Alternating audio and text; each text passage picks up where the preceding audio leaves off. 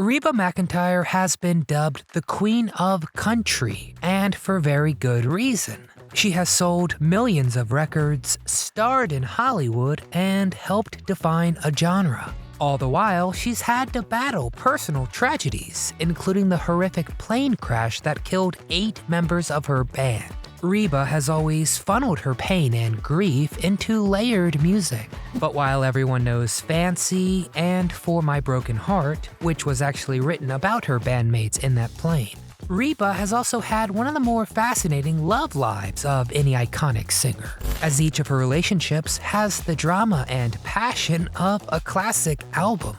So today we're exploring the important men of Reba McEntire's life. From swashbuckling ranchers to big money wheelers and dealers. Who was the man that most cruelly broke Reba's heart? Who was the most influential in her career? And what the heck is she up to today? Before we dive in, make sure to give this video a thumbs up to show support. And subscribe to the channel for more deep dives like this. Don't consider me gone, but consider me ready to go, because we're going to find out. What happened? 1976, first marriage. Before the Grammys and the worldwide fame, Reba McEntire was just a wide-eyed ranch girl. Her first steps into music were performances at local rodeos, singing with her family in the very literally named group the Singing McEntires. It was clear people loved to hear Reba sing, but it seemed for a long time that these provincial performances were the only shine she'd ever receive.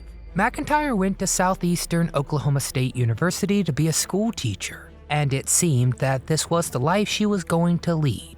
This is where she met a man named Charlie Battles. Charlie was a rodeo man, a steer wrestler to be precise, and he noticed her singing skills, and she noticed the respect he commanded in the rodeo scene. The two began talking, and when Reba's grandfather died, Charlie gave her a shoulder to cry on. He was strong, protective, and dependable, the perfect man for a quiet rural school teacher. Then, 2 very big things happened that would change Reba's life forever, more than a wide-eyed ranch girl could even imagine. First, the two got married. There were some complications, of course. He was 10 years older than she was, and had 2 sons from a previous marriage. The second aspect was Reba was invited to sing the national anthem during the 1974 National Finals Rodeo.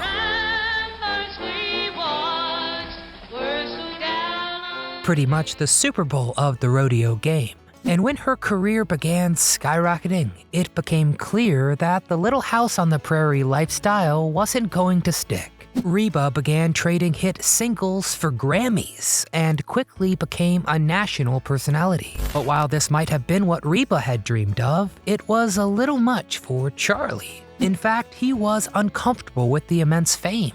Reba claimed it was his protectiveness that turned into control. And he would do some pretty weird things, like call her a wench in front of her band. Good one, Charlie. They tried to keep the marriage together, but by 1987, when Reba was really cementing herself as a superstar in America, it was becoming clear things were not going to work.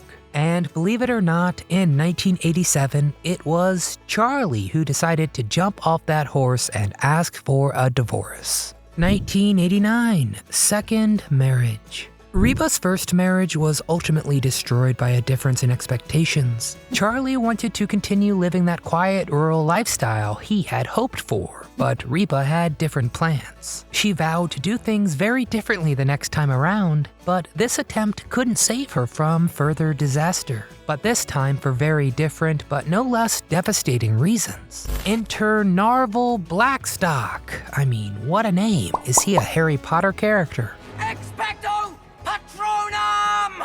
Narvel was the steel guitar player in Reba's band. Put plainly, he couldn't have been more different than Charlie Battles. While Charlie was a real down-to-earth rancher, Narvel was deeply embedded into the music business. But Reba was also changing. She was expanding beyond music and lining up big parts in films like Tremors. Greatest film ever, I'm glad we all agree.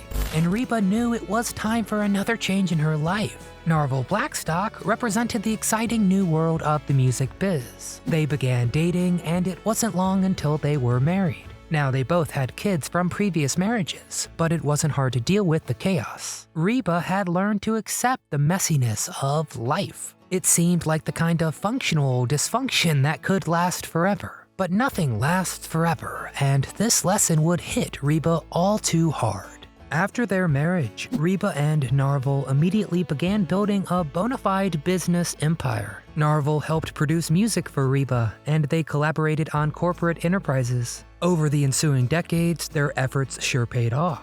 Reba cemented her legacy as a superstar, and Narvel was right there with her.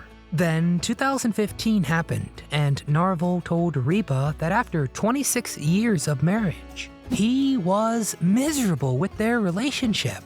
McEntire was blindsided. She had no idea her husband and business partner was unhappy, but Narvel was insistent that they divorce. It's unclear what actually turned him against her, but here's a hint. Just a month after their divorce, Narvel was dating a real estate agent named Laura Putty Stroud. Now, I'm not one to judge, but if I were given a choice between a superstar and a real estate agent, I know who I'm picking.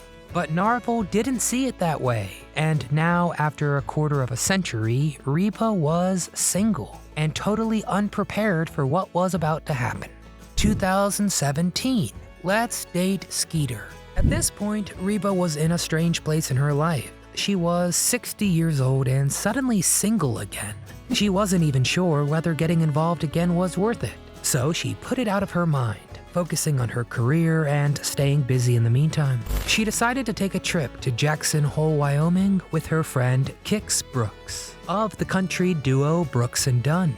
It's safe to say love was the last thing on her mind, but that was soon to change. Along for the ride were some friends of Kix, including wildlife photographer and ex-geologist Anthony Skeeter Lasuzo. And despite her best intentions, she instantly hit it off with Skeeter. Her relationship with Narvel had been incredibly business-focused, and by the end of the marriage, it seemed like human connection was just about impossible. And here was a very different sort of man, an intellectual, a peaceful guy who had rejected the hustle and bustle of the city in favor of the wide, open, beautiful nature. It actually didn't take long for things to escalate, and the two were soon in love. Together, they explored wilderness, hiked, and snowshoed. It seemed like a new era in Reba's life. But once more, a mismatch in expectations would soon lead to disaster. For a while, everything was rosy, but then cracks began to appear. Skeeter was retired and lived a leisurely, contemplative lifestyle. That's actually what attracted Reba to him, but she soon realized that despite her forays into the rural life, Reba was still a superstar. She had millions of fans and a career to maintain. And she couldn't leave it all behind, so things ended between the two. 2020, Better Call Rex. Do you remember where you were in January 2020? Boy, it was a crazy time. A global shutdown, pulling families apart and putting lives on pause. Reba was still getting used to the single life when she got some horrible news. Her mother had passed away. Her mom, the very woman who had created both Reba's life and her career, who had moved with her to Nashville when it came time to take that next step in her career. She was gone, and this was heartbreaking for Reba. Then, out of the blue, she got a call from an old acquaintance, actor Rex Lynn. You'll certainly remember Rex from Rush Hour and Better Call Saul. The two had met in 1991 while working on a Kenny Rogers movie together, and they kept in touch over the years. But now, so much had changed, so the two began a tentative and careful relationship, aware of how difficult merging two lives together is when both have decades of baggage. Then the shutdown happened. You may think a burgeoning relationship would crash in the face of such an event, Reba lived in Oklahoma and Rex, LA. The two couldn't see each other regularly, so how could it work? Video calls, that's how. And the two began dating more seriously. And still, 3 years later, the pair are going strong. We can only speculate whether the pressures that destroyed Reba's previous matches will come back to haunt her, but I believe this relationship is different. Rex is also involved in the entertainment industry, understands the pressures of the business, and has also known Reba for decades. So we here at What Happened have our fingers crossed for this one, Reba. Reba McEntire's various lovers have represented diverse ways of living life in America. You can stay true to your country roots and hang out at the rodeo, or you can chase big dreams in Hollywood. You can live a quiet life in the wilderness, or you can keep a steady but low-key career going. As Reba encountered each of these men, she had to decide which lifestyle she really believed in. What's beautiful about Reba's music is that the choice, how to be an American, is one that we all have to make at the end of the day. Reba's music or her relationships don't answer that question for us, but they offer us ways to understand ourselves. And they're pretty damn good tunes too. Might have been born just plain white trash, but fancy was my name. So what do you think? What are your favorite Reba McEntire songs? What TV show or movie of hers is your favorite? And finally, do you think she and Rex are meant to be? Get in the comments section and tell us all things Reba McEntire. Before you head out of here, hit that thumbs up icon to show support. Subscribe to our channel and come back often so we can keep telling you What happened?